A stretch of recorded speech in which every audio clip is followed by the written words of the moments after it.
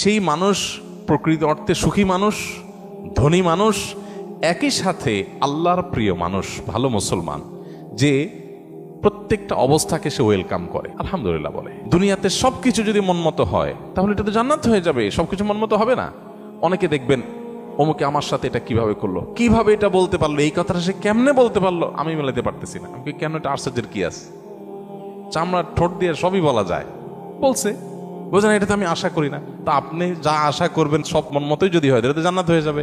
আপনার আশার বিপরীত কিছু হবে দেখেই তো দুনিয়া। না না, সে কিভাবে এটা আমারে বলতে পারলো, আমার মাথায় ধরতেছে না, কেমনে এটা বলতে পারলো। আরে কেমনে বলতে পারলো, আমি তো বলতে পারবো আপনাকে, কোনো ব্যাপার না তো। সবকিছুকে ইজিলি নেওয়া, এটা হলো মানুষের দুঃখ দুর্দশা দূরের প্রধান মাধ্যম, প্রধান উপায়। কোন প্রকার বিপদ আপদ হলে আমরা ধৈর্য ধারণ করতে পারি না। ভাই, সবরটা কখন করবেন? তাহলে আপনার মনের বিরুদ্ধে হবে, চাওয়ার বিরুদ্ধে হবে, আশা যা করছেন তার উল্টাটা হবে।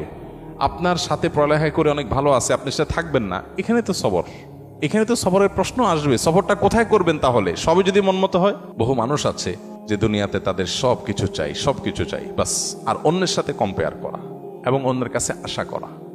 সকল অশান্তির দুইটা মূল আছে, আরেকজনের সাথে নিজেকে তুলনা করা, আরেকটা হলো আরেকজনের কাছে কি করা, আশা করা। মানুষের কাছে এত বেশি আশা করা উচিত না। স্বামী হোক, স্ত্রী হোক, ননদ হোক, দেবর হোক, শ্বশুর হোক, শ্বশুরবাড়ি হোক, এমনকি বন্ধু বান্ধব হোক, আপনার স্ত্রী, তিনি হয়তো রান্না বাড়া ভালো পারেন না, আপনার মনে দুঃখ, কিন্তু তার চরিত্রটা ভালো। আরেকজনের বউ রান্নাটা মাশাআল্লাহ একের, কিন্তু চরিত্রটা 2 নম্বর। আপনার বউয়ের চরিত্রটাও ভালো, রান্নাটাও ভালো, হয়তো চেহারা ছবি ভালো না। আরেকজনের বউর চেহারা ছবি অনেক সুন্দর, কিন্তু বড় বড় রোগ সে বহন করে বেড়াচ্ছে, লাখ লাখ টাকা যাচ্ছে, তার বাঁচা মরা মানে একটা ধোঁয়াশা মধ্যে আছে। আল্লাহ তাআলা আপনার স্ত্রীকে সুস্থ রেখেছে। একইভাবে মেয়েরা যদি পুরুষদের দিকে তাকায় দেখেন, আমার স্বামীটা অমানুষ, সে একটা ফোন করে না, একটা মেসেজ দেয় না, একটা খোঁজ খবর নেয় না, আমি মনটা খারাপ করে বসে আছি। আরে ভাই, আপনার স্বামীটা নেশাখোর? নেশা করে না, আলহামদুলিল্লাহ করেন। অনেকের স্বামী নেশাখোর, স্বামী অনেক খোঁজ খবর নেয়, অনেক কেয়ারি, কিন্তু নেশাখোর। আবার অনেকের স্বামী সব দিক থেকে ভালো আছে, কিন্তু তার ক্যান্সার 4th স্টেজ হয়ে গেছে, যে কোনো মুহূর্তে মারা যাবে। আল্লাহ আপনার স্বামীকে সুস্থ রেখেছেন। আপনার স্বামীর খুব বেশি উপার্জন নাই, আলহামদুলিল্লাহ উপার্জন নাই, কিন্তু আল্লাহ তাআলা অনেক দিক থেকে তাকে ভালো রেখেছেন, অ্যাডভান্টেজ আছে। একজন ইমানদার সে সবসময় পজিটিভ জিনিসগুলো দেখবে।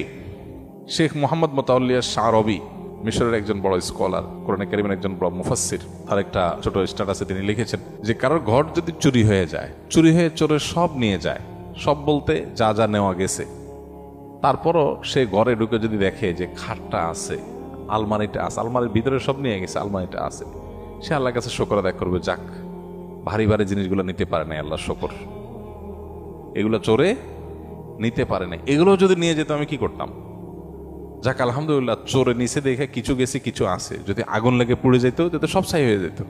আপনি বিপদে আলহামদুলিল্লাহ কেন বলবেন, তার সায়েন্সটা এখানে।